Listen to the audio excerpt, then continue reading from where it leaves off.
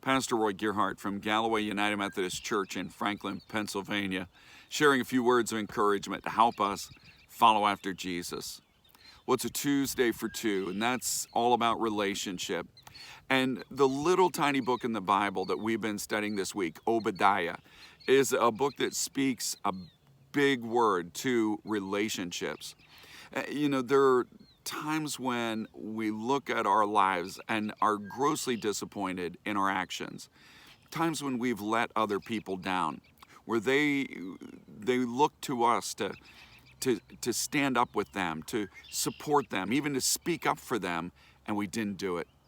I mean, all of us have those kinds of moments. Maybe it's even with your spouse, where you didn't speak up for them with your family, or your friend that you didn't stand with and you didn't support when you were with that other group of friends that you hang out with.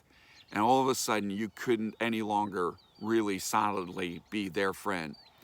All of us have had those kinds of situations in our life where we've really let somebody down. And Obadiah calls us all out for that.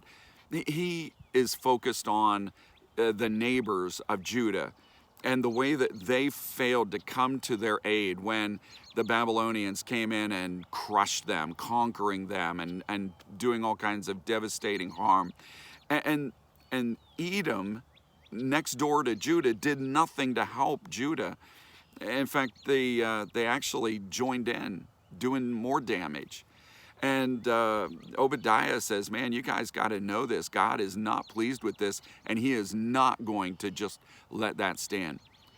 You know, what do we do whenever we are faced with this sad dilemma where we have failed to stand up for somebody, where we have to recognize ourselves as having failed? Well, that's the first step. Honestly, it's just to be able to honestly say, I get it. I've been afraid. I'm intimidated in those situations, or I'm intimidated by those people.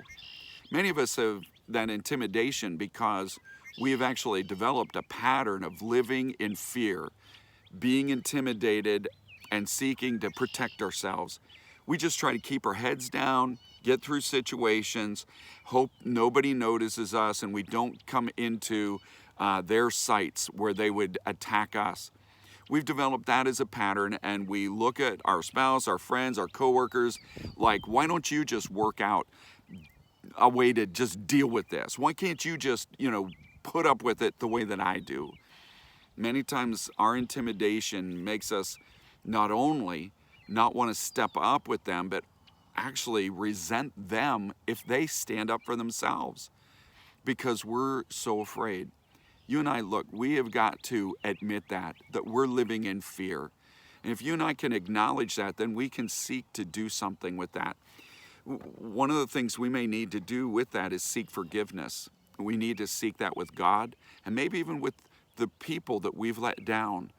That can be a first step to healing, not only your own heart, but those other people's hearts and your relationship with them, is to be able to acknowledge your weakness and your intimidation and fear, and be able to go to them and express your desire to have forgiveness and to seek to be their friend in a greater way.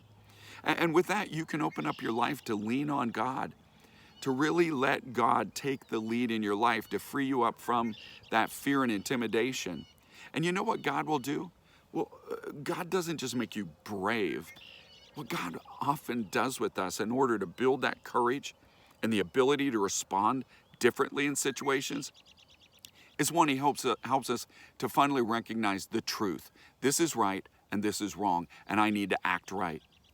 And the second thing with that is this, that he fills our heart with love. Instead of being dominated by fear and intimidation, what God wants to do is allow us to build a trust in him that lets his love fill our hearts. And if you love God and love other people, let me tell you, that will motivate you into whole new actions in your life that will surprise you. We often think that heroes are some sort of special people, that they have some unique ability to have courage.